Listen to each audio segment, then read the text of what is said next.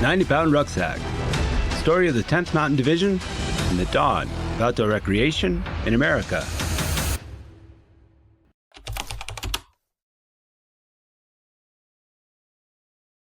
My name is McKay Jenkins. I am a professor at the University of Delaware and the author of the book, The Last Ridge, about the 10th Mountain Division's exploits during World War II in Europe and during their training beforehand. And so we're talking about the moment after the Soviet invasion of Finland in February of 1940, when a meeting occurs at an inn in Vermont. What can you tell us about that? Yeah, it's a great moment in the history of this division and also the history of the outdoor industry broadly. What you had in the late 1930s was a pretty small group of New Englanders that were starting to uh, do a lot of skiing. They would eventually later fully develop the skiing industry. But at the time in the late 30s, there were not a lot of people skiing. And those that were tended to be largely from fairly well-to-do social strata. So you had Yale people and Dartmouth people and Harvard people that would be taking the train from the city in Boston out to places in Vermont and skiing out there. Um, Over time, a bunch of these guys realized that skiing is a potentially hazardous pastime, and a lot of them started to see people getting, in some cases, quite seriously hurt. So they started to think, if this is going to become a thing, if it's going to become a sport, we better establish a network of fully trained rescue people. So what would it mean if somebody breaks their leg on a slope? How do we get them down? Or worse, if somebody runs into a tree, which, don't forget, we're talking about 1940 equipment and technology. So around this time, there were a bunch of skiers that knew each other. One was a guy named Charles Minot Dole, known as Minnie Dole, a man named Bob Livermore, a guy named Roger Langley, and another man named Alex Bright. And they were sitting around an inn in Vermont talking about skiing and how that looked when they suddenly turned their conversation to the Soviet Union's invasion of Finland. And the reason this came up is that there were newsreels in movie houses all across the country that were showing black and white news footage of Soviet tanks moving through the icy Finnish countryside, and then Finnish skiers, I should note, importantly, cross-country skiers. This is something we can talk about later, but Finnish soldiers on cross-country skis, or even at times on ice skates, skiing or skating through the Finnish forests and launching things like Molotov cocktails, or even something as simple as like taking a big stick and jamming it into the treads of Soviet tanks, disabling the tanks, or shooting the Russian or Soviet soldiers and then disappearing into the woods. And I've always thought that American moviegoers would have seen that imagery and thought to themselves, this is what the American Revolution might have looked like. A bunch of ragtag American soldiers fighting the British in the woods, coming in, sniping, disappearing. Meanwhile, the British are marching in lockstep down the road and getting picked off. The Soviet Union didn't know what to do with this. They were massively more powerful than the Finnish army, but the Finns had local knowledge, they had winter technology, they had winter survival gear, and the Russians didn't. So in the end, even though the Finns were vastly outnumbered, they ended up killing something like 36,000 Russian soldiers, which was a major embarrassment for the Soviet army. So as this was going on, there was an American military observer in Finland named David Bradley, who was taking notes on this really remarkable project that the Finns were succeeding in. He took notes in the Finnish technology, also their strategy for how you actually encounter a much superior foe. Don't forget, the Russians had a massive military hardware. The Finns did not. They were winning with this very basic kind of winter technology. So David Bradley returns to the United States, and this report about how the Finns succeeded against the Soviet Union started to circulate. And these skiers that were aggregated in this little inn in Vermont started talking about what this might mean. So the American movie-going audience was aware of these so-called newsreel films of the Finnish resistance to the Soviets. And then these men who were really the founders of the American ski industry were sitting around in this inn talking about what would happen if this war that was happening in Europe, which, by the way, don't forget the Americans were not yet involved in, what would happen if Hitler, or I suppose in another situation, the Soviet Union decided to invade the United States? What would that look like, and what would resistance look like? So the common thinking was the eastern vulnerable point would have been through the Champlain Valley. So if someone was to invade the United States, they would probably come down through New England. And what would we do to protect ourselves? It's important to remember that the vast majority of American military bases then and now were based in the South. So you had big army bases in Georgia and Alabama and Louisiana and Texas and places like that. There were not huge numbers of American soldiers in New England, period. So that's number one. And the second thing was, if we were to defend ourselves in New England, there would be a reasonable chance that that might have to happen in winter. And there were no American winter soldiers at the time. There were no, and this was unlike virtually every country in Europe, which had been, of course, fighting wars in Europe for a long, long time and had people that were trained not only in mountain warfare, but also in cold weather warfare. So we were uniquely behind the times in that regard. So these men, these civilian skiers, were talking about the Finnish resistance to the Soviet Union, and then what would it look like if we got invaded? How would we defend ourselves? We don't even have soldiers in New England, let alone soldiers trained in the appropriate technology or strategy. So they started thinking about combining what they knew, which was the sport of skiing, in this case, downhill skiing, which then led to the formation of what became in 1940 the National Ski Patrol, which was these trained, rescue medical professionals that would help get people off the mountains and into hospitals or into emergency rooms. So it became clear to them that it was something that they could contribute to this great building anxiety about this war in Europe would be to advise the American military establishment on something that they didn't have, which was to say mountain soldiers and cold weather soldiers. And if they were to do that, where would these soldiers come from? Who would they be? Who would populate this collection of soldiers? And the answer was skiers and mountaineers. The skiing industry was really being born in New England. The mountaineering industry was, a lot of it was in the West, although there were a lot of New England based mountaineers uh, that were part of that.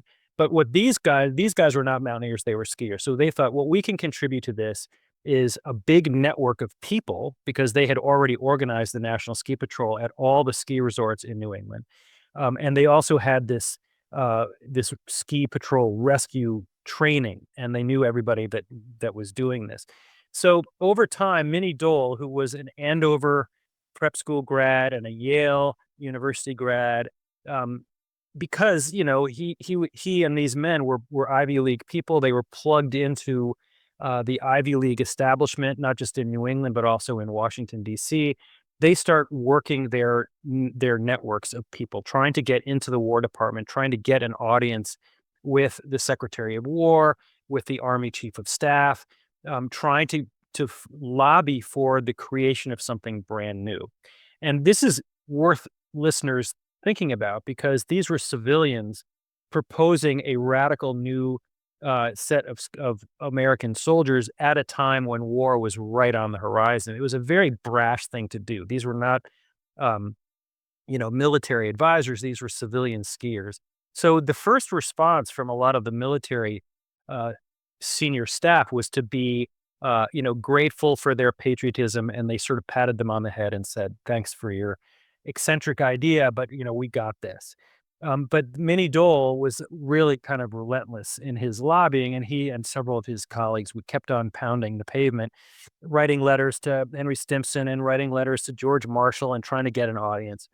And over time, they wore down, I guess you could say, they wore down the resistance in the military.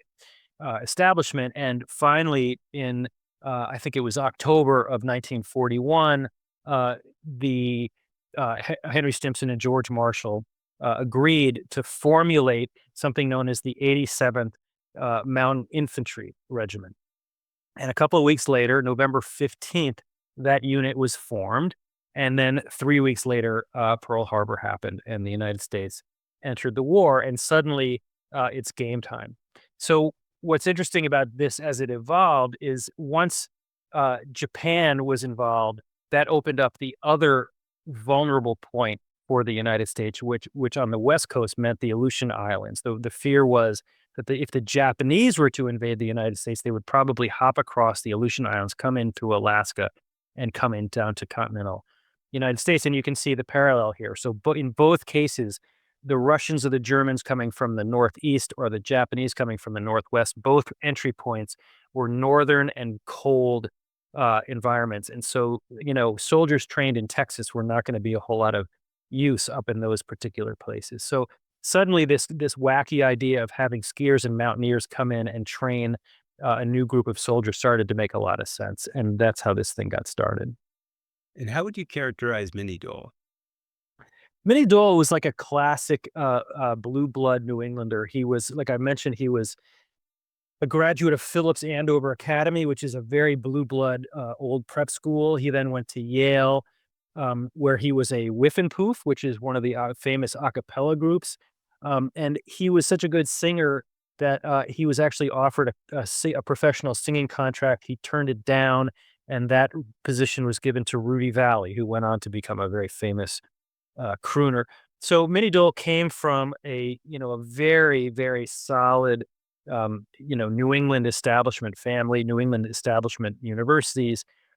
And by virtue of that, he was plugged into a lot of what we would now call kind of old boy networks. Like he knew people in politics, he knew people in business, he knew people in his case in skiing. So he was able to pick up the phone and basically talk to anybody in New England that was developing these ski resorts.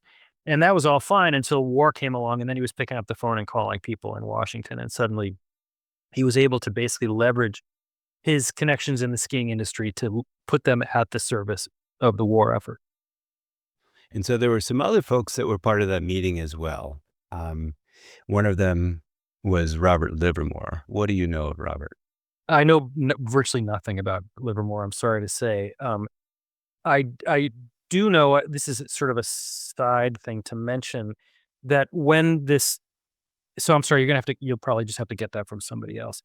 But coincidental or in parallel to what Minnie Dole was doing, of course, was the fact that there were a lot of expatriate Europeans running away from Hitler's uh, regime and coming to the United States. And a lot of the ones that popped up at ski resorts in the United States were actually not just skiers, but world class, world famous skiers. So you had people like a Swiss downhill skier named Peter Gabriel. You had a Norwegian ski jumper named Torger Tokel, who was the world record holder as a ski jumper. Torger Tokel loved to impress his fellow 10th Mountain Division soldiers by putting a 60-pound backpack on his back, walking over to a pickup truck, and from a standstill, jumping 3 feet into the air and landing on the truck. Um, Walter Prager was a Swiss skier who became the coach of Dartmouth College's ski team. Walter Prager was a world champion himself. And then a guy named Friedel Pfeiffer, who was from Austria and would, after the war, become the founder of the Aspen ski resort. So you had all these expatriate Europeans coming here, and they were the ones that were teaching these fledgling Americans how to ski. So you had a handful of New England skiers, but then you had a lot of these really big time European skiers who had been skiing for, whatever, many dozens of years, where in the US, it really was a pretty young sport.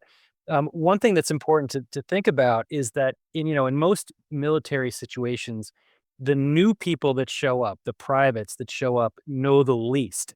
And so they require training from more experienced people. In this situation, the reverse was true because these soldiers that were signing up to join the 10th Mountain Division many of them were already at least excellent skiers. Some of them were actually world-class skiers, and they were being, subservient to, you know, sergeants and lieutenants and captains and colonels and everybody else had no experience doing any of this. So you had this funny inversion of experience and skill, which really is a pretty rare thing in the military. So you had kind of a, I don't know what you call, I guess, a grassroots kind of camaraderie among all of these winter athletes. So that was an important dynamic. Another thing that's interesting to think about in the legacy, the skiing legacy of this troop collection, is that the military at first, I think, had this vision that what ski troops meant, certainly this is the way Hollywood responded to it. They thought what having ski troops meant was you would have a bunch of macho, robust American skiers putting on downhill skis and strapping a rifle to their back and skiing down on the enemy, which looks beautiful on film. And, the Hollywood film crews rushed out to Colorado to take footage of all these men who, of course, were in fact skiing in formation. Um, but it's kind of obvious when you think about it retrospectively. The Finns were not downhill skiers. The Finns were what we would call cross country skiers or Nordic skiers. So they were skiing. It is true they were on skis, but they were on cross country skis skiing across the country. They were not Swiss downhill skiers, shushing down a slope on an unsuspecting enemy at the bottom. And the reason this is important is that because America was late to the party in getting to the war in Europe, the Germans already occupied all the high ground. So whenever an American group of soldiers was going to get there, wherever they were going to get to, and for a long time they didn't know, was it going to be France? Was it going to be Belgium? Was it going to be Italy? Who knew? Nobody knew where they were going to be inserted. Wherever they were going to go, the Germans were already there, and the Germans had already occupied all the high ground because that's what you do. You get into a place and you occupy the high ground so you can see everything else. So, in a way, it's sort of counterintuitive and almost sort of charmingly naive to think back and think about all these downhill skiers thinking that they were going to apply their downhill technology during the war because there was no downhill skiing to be done because they were already at the bottom and would always be at the bottom of the mountain.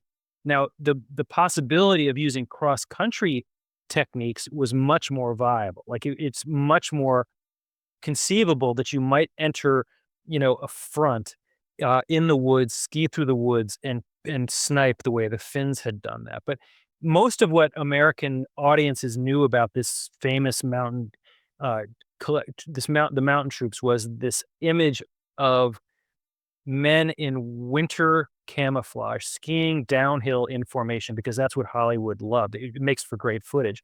There was really never a point that that was going to be a military strategy because that was just never going to happen.